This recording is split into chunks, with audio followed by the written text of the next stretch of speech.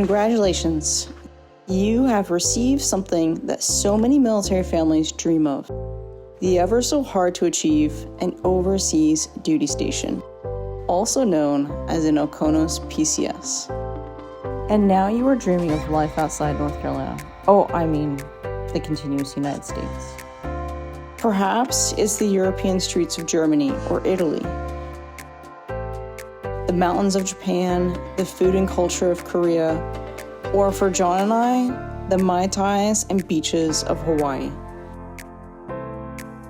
This was, after all, one of the things your recruiter said to sell you on your contract. Yet only a small percent of the military may experience this. Thus, you have received the golden ticket. But at some point, you're going to have to face reality. That this golden ticket comes with a challenge, a wall, that the whole family must pass. Command sponsorship. For some families, this is going to be a breeze. You will start it anywhere from 2 to 4 months before your PCS date. For other families, you will get stuck in the bureaucracy of the Army or the headache of navigating the medical process. So here are my top tips for obtaining command sponsorship. About to leave, already packing. Come with me, I'm not really asking. We'll get away to a place where we don't know. Good morning, everyone. Welcome back. Before we get started, you guys, in case you can't tell, I don't work for the military. I'm not actually in the military. My husband is. All of the information that I'm about to share with you guys came from my experience from John and I making this move out to Hawaii and the things that we learned, honestly, a lot of the hard way. Keep in mind that the military is always changing. The forms, the signatures that you may need for one duty station may be different for a different one. So keep that in mind, you guys. The other part that I want to talk about real quick is the EFMP process. I was under the impression that EFMP was only the exceptional family member program. No.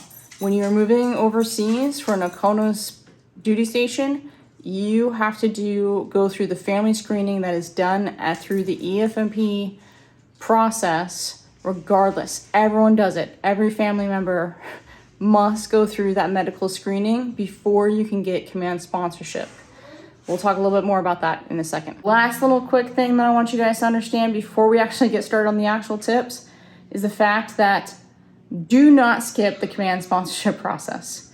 Maybe your spouse, the sponsor is already out there, and you think you can just move out there, right? Like, why would I need the Army's permission to live with my husband? It's Hawaii. I'll just move myself. Do not do this. If you don't get command sponsorship before you fly out somewhere, the military is not going to pay for your move. They're not going to reimburse you for your hotel fees. They're not going to cover the things that you need them to eventually reimburse you for. And you may not think this is a big deal. John and I spent $18,000 moving out to Hawaii. $18,000 between hotel costs, shipping the dogs, shipping our second vehicle, whatever it may be. Like, all that added up to 18 grand, okay? If you have the government travel card, awesome. If you don't have it already, get it. John and I did not have that. We had to pay for everything out of pocket. And there were moments that were very, we just didn't know if we were going to make it or not. All right. Like that pushes your budget to the extreme for a few people. The military did reimburse me about 10 grand of that. The other 8 grand, that's on John and I. All right. So we had command sponsorship. So we got reimbursed that 10 grand. Don't skip command sponsorship. Financially, it may break you. Not to mention, you guys, what's not really included in that 18 grand was the cost of shipping our household goods. The Army took care of that all on ourselves. So we never had to financially put anything out for that. The other part of that was the plane tickets. Again, the Army purchased those themselves. I didn't have to do that out of pocket. They would not have done that without command sponsorship. Tip number 1, you should be receiving a levy briefing not long after you receive your soft orders for your OCONUS PCS. I say should because you may not. So in that briefing, you are supposed to get information on how to complete the command sponsorship process. This is where you first start the command sponsorship process. So we'll receive information on your allowances, what financial entitlements you have during this move. They'll probably talk to you about the government travel card. They're going to talk to you about the actual move process, the steps, the checklist. All of that information should be at the levy briefing. Now here's the deal. If you're an AIT or an OCIT, you're not going to get a levy briefing. If you do, congratulations, maybe the Army has actually improved itself. But from everyone I've talked to, and John and I included, because John had to go through OCIT again because we re-enlisted after 10 years from being separated from the Marine Corps. Long story short, if you don't get that levy briefing, you were literally in the dark about command sponsorship and the steps that you need to do. The other part is maybe that levy briefing happens like 2 weeks before you receive your hard orders and you're out of here, right? There are steps in this OCONUS move and command sponsorship process that could take a long time, and that starts with the EFMP process. That is really the big step that the spouse can start without the sponsor necessarily getting that started. So let's talk about the EFMP process. So it's really the family screening process that goes through the EFMP office with the Army. So with that, spouses out there, get on Google, find your closest EFMP office that you have. Maybe you're located actually on a base. Awesome, there should be one there. If not, then you're gonna have to maybe take a drive, or hopefully you can do everything over the phone. For myself, I was able to get a hold of the one at Carson in Colorado, and I simply gave them a phone call. And they were happy to hear from me, and they started explaining to me everything that I needed to do. And they sent me an email, and I'm gonna show you that email right here. Let's go through that, you guys. They went over exactly what they needed from me to be able to start the EFMP family member travel screening process. So to get started, they wanted the DA 5888, which was then signed by my husband's company S1. They wanted current physicals, past physicals, so pretty much every physical you've got practically. I handed them 5 years worth of medical records just to kind of show consistency and make this process as fast as possible. Then they wanted the vaccine records for everyone in the family, and then they also wanted the DA 7246. I submitted them my packet with our physicals, everything. Now with the physical, you guys, keep in mind, mine, because I was trying to make this as fast as possible, it was in between COVID. Trying to get a doctor's appointment was a little crazy, you guys. And so if I had to wait for a doctor's appointment because we didn't have a past physical in that year, I would have been waiting another couple months. But what I found reading in the fine print is that they allowed sports physicals. Well, you can get a sports physical from urgent care. And usually a sports physical will only cost you about $20 from an urgent care without insurance. So if you want the fast way, that's the way that I did it. I can't guarantee that all the EFMP offices will accept that.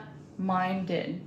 So as part of your EFMP screening, right? So they ask you for a copy of your vaccines. They want your medical records in terms of physical that's done in the last year. You're gonna fill out some of their questionnaires if you have any medical history, and diseases, to even questions like birth control, to depression, drugs, you name it. I'm not a medical profession, so I don't know the technical names of all those things, you guys. But what I do know is that they can get pretty picky. Now, based off the information that you provide, that then needs to be accepted by your new OCONUS duty station. So if you do have a medical condition, that new duty station in the medical office over there, from what I understand, has to then approve you before you pass the EFMP screening process, right? And that is because they don't want to simply send you, say, to Korea, and maybe you have a medical condition or your child has a medical condition that needs a special doctor. And if that facility and station over there doesn't have the facilities needed for your child, you are probably not going to get past the EFMP process. And that is just the sad truth of the matter. So the EFMP process is completed when the DA 5888 is signed and submitted. So what is your DA 5888? It's pretty much like just a form that starts with your sponsor. So your husband or yourself, whoever, fill the top section out. The next section must be signed by your company's S1, not battalion, not anyone else. Your company's S1 needs to sign that. Then the company S1 either faxes or emails that to the EFMP office that your family is doing the screening at. Okay? So once you actually complete the actual screening itself with the EFMP office, they will then sign off the bottom part of that DA 5888, and they will fax it back to your company S1, and that way you can actually go in and actually request command sponsorship after EFMP is finished. All right, so once you submitted your medical packet to start the actual screening from the EFMP office, I received this email back. Congratulations on your Hawaii assignment.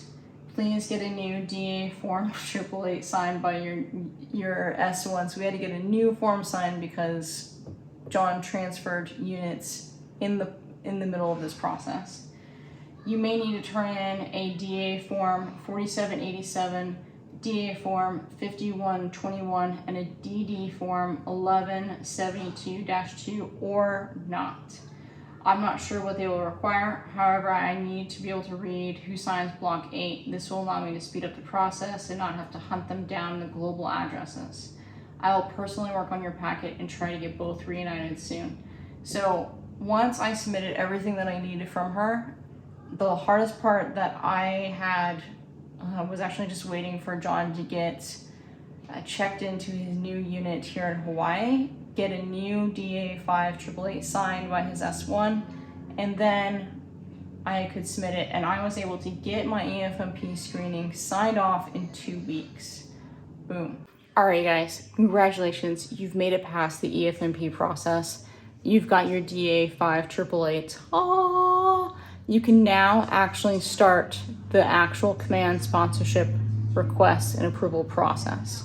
All right, I'm gonna put up a link to the form if I can. If not, I'm gonna show it right here for you guys of what that form looks like. It's really a basic form that is going to then include a packet of your information, right? Packet includes things like your marriage license, birth certificates, the DA 5888, any of the other forms that your company or battalion has requested for the approval process. And again, those things do change and they may be different depending on each duty station. So they're just more hoops for you guys to jump through, but they're not as hard as the actual DA 5888 with the EFMP process. So once you finish that, you can then go to your company S1. They'll help you put a packet together with that form and submit your command sponsorship request. Okay, great. Now your command has 30 days to reply to you with a yes or no. John and I got denied, I think almost 3 times for silly things. So keep your head held high, keep charging on. To give you an example, one of the reasons that we got denied was that they duplicated our daughters in the system. So all of a sudden we had 2 twins. And of course that didn't match our medical records. And so it got denied. Of course it didn't match the medical records. So I laugh about that now. At the moment I was steaming, so mad at the world because John and I were still apart. We had spent 6 months apart with OCIT, and then the command sponsorship part took 4.5 months to finally go through, you guys. But if you've done the paperwork, if you have finished the EFMP process, there's no reason that you're gonna get denied, really, unless it's something stupid like duplicating your daughters in the system. So go through that and keep charging. Once you receive your command sponsorship, you'll get a freshly new cut set of orders with the command sponsorship and new entitlements such as moving your household goods, flying out. It should list all the family members' names on there. Double check that it does. Okay, so you got it. With that command sponsorship, you can then go, your sponsor can go to the housing office and start scheduling the household moves, moving date, getting that all started. Once you have that date, you can then go get the plane tickets. And before you know it, you guys are gonna be back either reunited or going together, because maybe some of you guys are doing this together and that's awesome.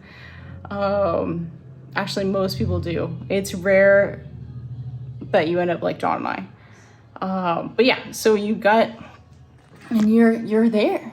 You're flying out, and the next step, you guys, which isn't really part of the EFMP process or the command sponsorship process, is just simply being financially prepared for this move and understanding your entitlements, understanding TLA and that process. And so ask questions. You're supposed to get a sponsor when you are moving overseas.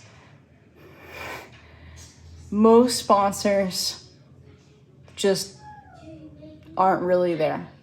If you got a sponsor who's replying to you, who's helping you out, amazing. Make sure you thank them, because that is actually rare. From what I understand, or at least most people that I've talked to, and myself included, John included, is that your sponsor pretty much just, oh, this is your sponsor, but they don't give you any contact information, or they give you contact information and they never reply back to you, or they're PCSing out, and so they only talk to you for maybe a day and then they're gone.